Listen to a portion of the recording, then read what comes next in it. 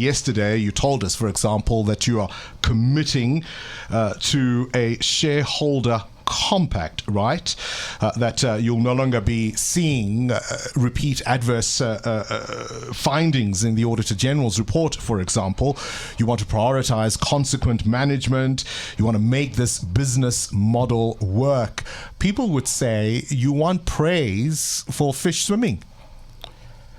No, not really. Clean up. If you to look at it at a peripheral level, you'll say is for fish swimming, as you call it, but it's got to be done. We come from a dark era. We need to stabilize the entity, and part of that would be to go through what we're going through at the moment. It's part of the cleanup. Not that we're looking for praises for that, but it's got to be done before we get this entity up and running and reconstructed the way we do.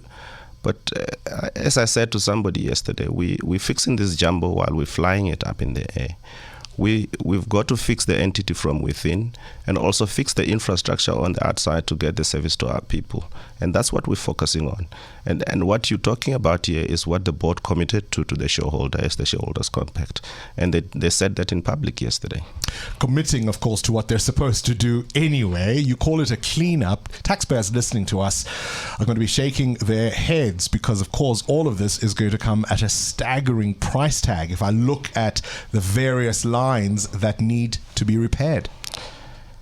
It's a pity, and I while we're going through what we're going through, I appeal for patience from our commuters. But if I just look at what we've done in other areas and where we opened the corridors, the wait was worth it. And I think if I look at what we're doing at the moment in reintroducing the train services in the corridors that we spoke about yesterday, it's going to be worth it. We bring in the new trains. Let them enjoy that. Let them enjoy the fruits of their own fiscus, if I'm to put it that way. Look, we as consumers are faced with a perfect storm of costs that many of us simply can't absorb. And that, of course, the price of food, but also the price of fuel. Taxi commuters are being hit with increases. How soon does your recovery plan give us options, give commuters options to be able to use your trains? We're looking at all sorts of alternatives at the moment, and where we can introduce diesel, for instance, to transport people, we're doing that, and we've done it. If I look at the Eastern Cape, we're running on diesel. If I look at KZN now, after the floods, we've chosen 3 corridors. One is already on diesel, and where we could, we're even running a train halfway.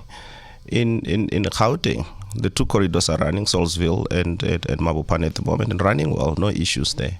The 3 corridors we were talking about yesterday, which is the Naledi corridor, the Leralla Tembisa corridor, and the Pinasport, which is Mamelodi corridor, we've had to close that to fix it and reconstruct it, and that's to allow us to move away from diesel into electrical traction. When we do that, the efficiencies come in, and we can then therefore transport a lot more people than what we do with diesel and only focusing on peak hours. As you know, diesel is a lot more expensive, and it becomes a lot more expensive for us to use. But when we get into electric traction, it's a lot more trains, higher frequencies, lesser headway between the trains, and a lot more reliability. Just give us some details in terms of the various corridors that are now on track to being back and fully operational. Let's talk about Naledi, let's talk about Pinasport and Leralla. Okay, perhaps let me start with Pinasport, which is where we were with the minister and the media yesterday.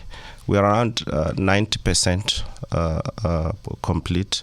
I must quickly highlight that when I say 90%, I have to take into cognizance the fact that we're waiting for equipment that we've ordered that comes from overseas, and that sort of is right now the delay.